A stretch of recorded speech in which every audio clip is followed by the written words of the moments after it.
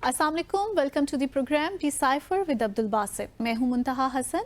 नाज़रीन, मौलाना फजलुर रहमान ने पाकिस्तान अफगानिस्तान बॉर्डर के हवाले से एक बहुत ही डिबेटेबल किस्म का बयान दिया है। ये बयान है क्या और इस बयान के आउटकम्स क्या होने जा रहे हैं, इसको आज के अपने प्रोग्राम का हम हिस्सा बनाएंगे। और साथ ही सेंसस 2024 की कुछ खास फाइंडिंग्स भी आपके साथ शेयर करेंगे। मज़ीद एम्बेसडर डोनाल्ड ल्यू के कुछ रिमार्क्स सामने आए हैं। ये रिमार्क्स हैं क्या, ये जानेंगे बासित साहब से। और मज़ीद कारगिल वॉर को 25 साल से ज़ायद का अरसा गुजर चुका है। आज एग्जैक्टली इसको 25 साल हुए हैं और इसी मौका पर मोदी साहब ने जनाब रुख किया है कारगिल का, और अपनी रिवायती बयानबाजियों से भी बाज नहीं आए मोदी साहब, और निशाना बनाया पाकिस्तान को ही, बयानबाजियां भी दी और धमकियां भी देते नजर आए। सो इसको भी प्रोग्राम का आज हम हिस्सा बनाएंगे। सो स्टार्टिंग द प्रोग्राम और बात करेंगे। सबसे पहले बहुत ज़्यादा शुक्रिया कहूँगी बासित साहब आपको, आप आए, प्रोग्राम का हिस्सा बने। मुझे बताएं, मौलाना फजलुर रहमान जैसे एक दूरअंदेश किस्म के सियासतदान का इस मौके पर जो पाकिस्तान की पॉलिटिकल सिचुएशन है, इस किस्म का बयान आप इसको किस तरह से देख रहे हैं? जी बिस्मिल्लाहिर्रहमानिर्रहीम। पहले तमाम देखने वालों का अस्सलाम वालेकुम। मौलाना फजलुर रहमान से तवक्को नहीं थी। सियासी इख्तलाफात जितने भी आपके हों, लेकिन कुछ हफ्तों से वो एक बात बार बार कर रहे हैं जो कि किसी तौर भी मुनासिब नहीं है। उन्होंने उस मामले की बात की है जिसका एटलीस्ट पाकिस्तान में हम उसको उस तरह नहीं देखते। उनका ये कहना है कि जी पाकिस्तान अफ़गानिस्तान बॉर्डर को कौन तस्लीम करता है, ये तो एक लकीर है। अफ़गानिस्तान के लोग तो उसको ड्यूरेंट लाइन ही कहते हैं। घर में सहन अगर उधर है तो कमरे इस तरफ हैं, कमरे इस तरफ हैं तो घर उस तरफ है, मस्जिद का सहन इस तरफ है तो महराब उस तरफ है, और ये तो बरतानिया ने एक लकीर खींच दी थी, इसको कौन मानता है? तो दैट काइंड ऑफ स्टफ। फिर तो पाकिस्तान और भारत के दरमियान भी जो लकीर खींची है वो भी फिर मानने की क्या ज़रूरत है? ईरान के साथ, ईरान चले, मतलब ईरान मतलब तो ये क्या गुफ्तगू है, मुझे समझ नहीं आती। अगर आप अपना किसी बात को करना भी चाहते हैं कि जी तालिबान के साथ आप इंगेज करें, उनसे बातचीत करें, तो ये क्या बात हुई? या ये भी आप कहना चाहते हैं कि जो आपका अज़्म इस्तेहकाम ऑपरेशन है वो हमारे पश्तून लोगों के लिए मुश्किलात का बाइस बनेगा?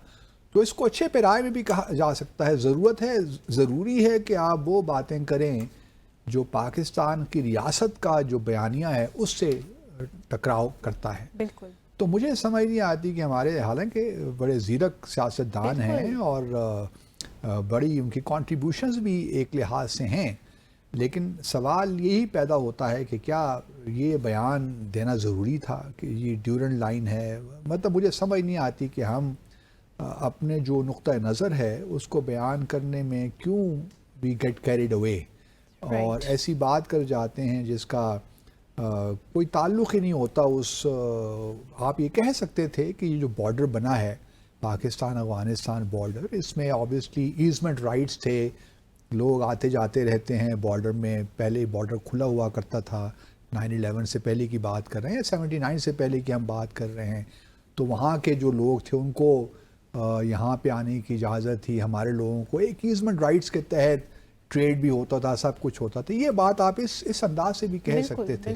क्या ज़रूरी था कि आप ये ड्यूरेंट लाइन को दोबारा इस किस्से को छेड़ें? बहरहाल हमने सोचा कि इस बात को मेंशन कर दें ताकि पर्सपेक्टिव सही रहना चाहिए। बाकी चीज़ें तो अपनी जगह पे हैं, वो तो मामला चलते ही रहते हैं, लेकिन हमें, और आज ये सिर्फ देखिए इन्होंने नेशनल असेंबली में ये बात की है, तो इस बात की अहमियत और ज़्यादा हो जाती है। बाकी जगहों पर भी ये कहते रहे हैं, लेकिन नेशनल असेंबली में इस किस्म का बयान देना किसी तौर भी मौलाना साहब की शख्सियत, उन जैसी शख्सियत के लिए मुनासिब नहीं था। हम उनसे यही तवक्को रखते हैं कि जो पाकिस्तान की जो रियासती हमारी चीज़ें हैं, कम से कम उनको वो उस तरह पेश नहीं करेंगे कि उसमें किसी तौर भी पाकिस्तान की जानिब से कोई गुंजाइश निकले। तो ये देखिए, जो हमारा पाकिस्तान अफ़गानिस्तान बॉर्डर है, अफ़गानिस्तान भले उसको कहे कि ड्यूरेंट लाइन है, हम इसको नहीं मानते, दुनिया उसको मानती है, यूनाइटेड नेशंस उसको मानता है, तो मतलब उसमें कोई है ही नहीं डिस्प्यूट। अब एक अफ़गानिस्तान ने रखा हुआ है तो ठीक है, वो भी बात नहीं करते, सच्ची बात है। जब आपसे उनकी बातचीत होती है वो कभी भी पाकिस्तान अफ़गानिस्तान बॉर्डर की बात नहीं करते। ان کو معلوم ہے کہ یہ مسئلہ اب چل رہا ہے. 1893 میں یہ ڈیورنڈ لائن ہوئی تھی, تو اس وقت سے یہ چل رہا ہے, تو اس کا کوئی حل تو نکلنا نہیں ہے, تو اس پہ کیا بات کی جائے, کیونکہ اس کے آنے والی بات کی جتنی بھی بادشاہتیں ہیں, جتنی بھی حکومتیں آئی ہیں, انہوں نے سب نے اس ڈیورنڈ لائن کو تسلیم کیا ہے, اور پاکستان بننے کے بعد بھی دنیا بھر نے اس کو انٹرنیشنل بارڈر قرار دے دیا ہے, تو اس پہ بات کرنے کی قطعاً کوئی ضرورت ہی نہیں ہے میرے خیال میں. صحیح صحیح. اچھا, یہ جو ہمارے سیاستدان ہیں, انہوں نے ہم پہلے بھی ڈی سائفر میں ڈسکس کرتے رہے کہ یہ اب سم ہاؤ ان کا وتیرہ بن چکا ہے کہ جب بھی انہوں نے کوئی ہارڈ اینڈ فاسٹ قسم کی بات ڈیلیور کرنی ہوتی ہے, اس میں یہ کوئی نہ کوئی ایسی بات ضرور کر جاتے ہیں جو کہ ہمارے نیشنل انٹرسٹ کو ایک بہت بڑا دھچکا لگاتا ہے. یہ میں آپ سے گزارش کر رہا ہوں نا جی. کہ تھوڑا سا ان کو سوچنا چاہیے. جب ایک سیاسی کم از کم جو اس قد کا لیڈر, قداور لیڈر بات کرتا ہے, تو اس کو 6 مرتبہ پہلے سوچنا چاہیے کہ میں کیا بات کر رہا ہوں.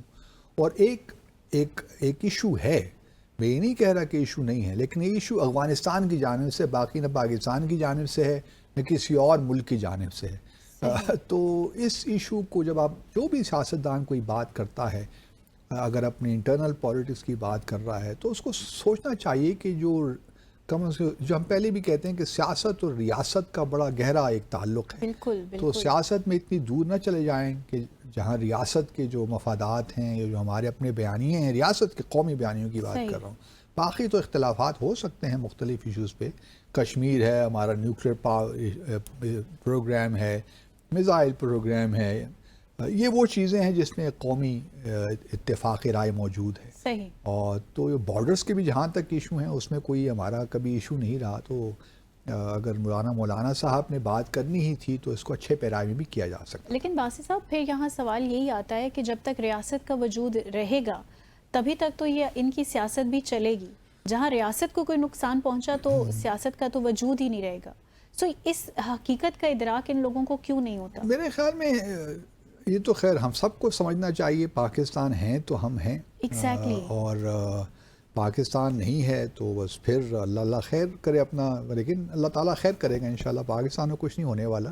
یہ سیاستدان بھی آتے جاتے رہتے ہیں. پاکستان کسی ایک فرد کی وجہ سے نہیں ہے. ایگزیکٹلی. پاکستان ایک نظریہ ہے, ایک جغرافیائی جو ہے حقیقت ہے, اور یہ پاکستان انشاءاللہ رہے گا ہمیشہ کے لیے, تا قیامت رہے گا. اس کے بارے میں مجھے کوئی شک نہیں ہے. بے شک بے شک.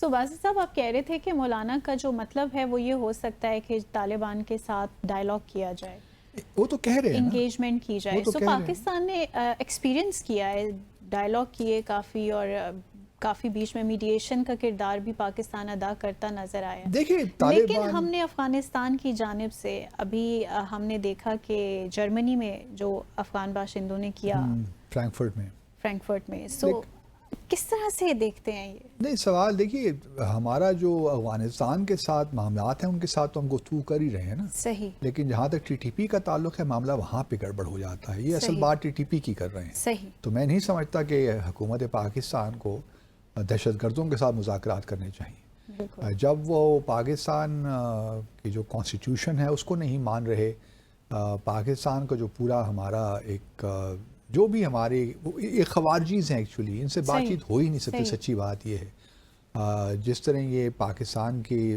سیاست کے خلاف مخالفت کر رہے ہیں, ان سے بات چیت اب نہیں ہو سکتی. ہم نے ماضی میں بھی ان سے بات چیت کر کے دیکھی, سب کوئی خاص انجام نتیجہ نہیں نکلا. تو میرا نہیں خیال کہ پاکستان کی ریاست کو اس وقت ان سے بات چیت کرنی چاہیے.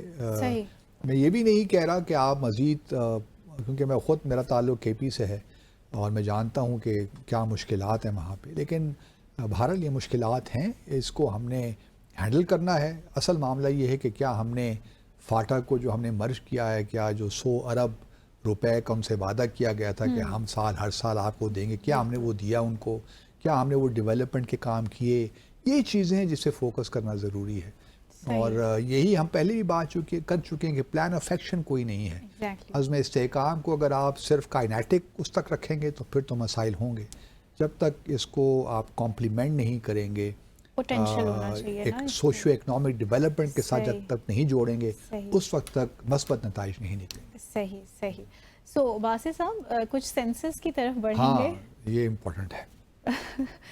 کیا دیکھ رہے ہیں آپ؟ سینسس دیکھیے بڑا انٹرسٹنگ ہے، بلکہ 2-3 چیزوں نے مجھے اسٹرائک کیا تو میں نے سوچا کہ اس کو تھوڑا سا آج اپنے پروگرام کا حصہ بناتے ہیں، کیونکہ میں نے دیکھا ہے کہ لوگوں نے اس سے بات نہیں کی. اصل باتیں یہ ہیں جو کرنے والی جو مولانا صاحب کو بھی کرنی چاہیے، بالکل بالکل. جس پہ کوئی توجہ نہیں دے رہا. دیکھیے اس وقت جو سینسس 7واں سینسس ہوا ہے، مردم شماری بھی کہہ دیجئے، ہاؤسنگ بھی اس میں شامل ہے.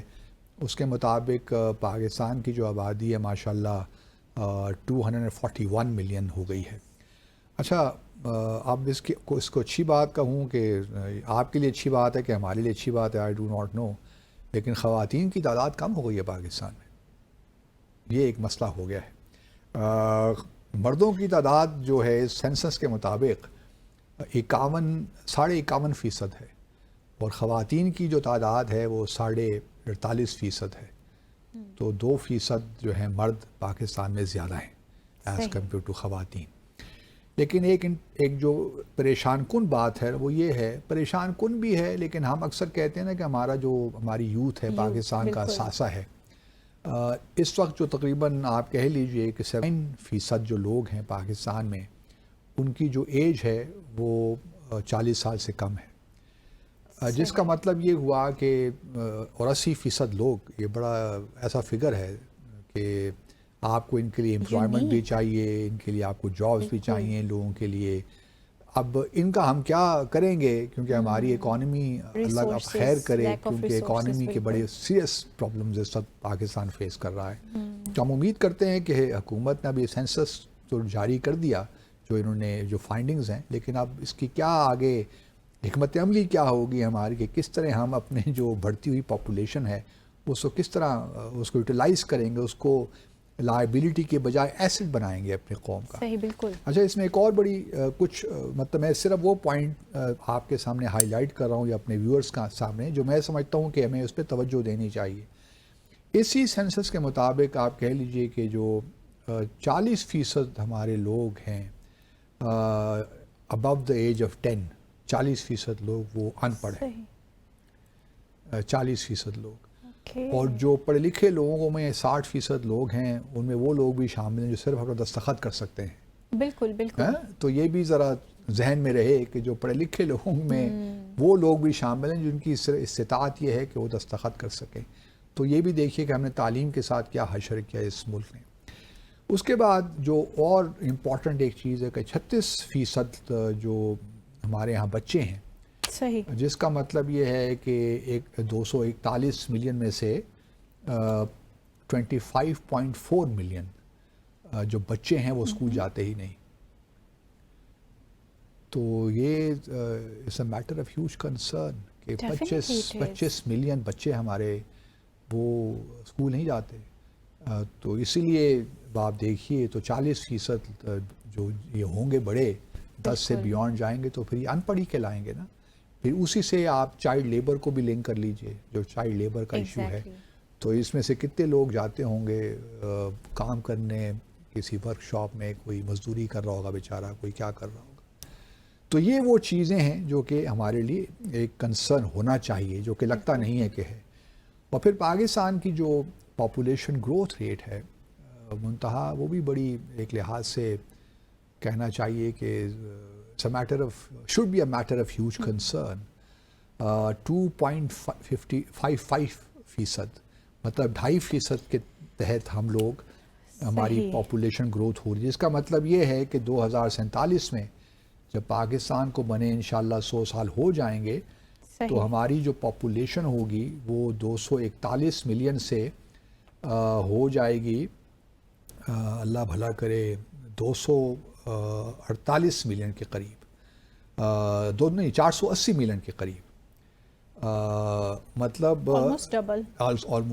مطلب 2047 میں ہماری پاپولیشن ڈبل ہو جائے گی آلموسٹ. تو یہ ذرا سوچنے کی باتیں ہیں کہ ہم کس طرف کو جا رہے ہیں، جو گروتھ ریٹ ہمارا ہے.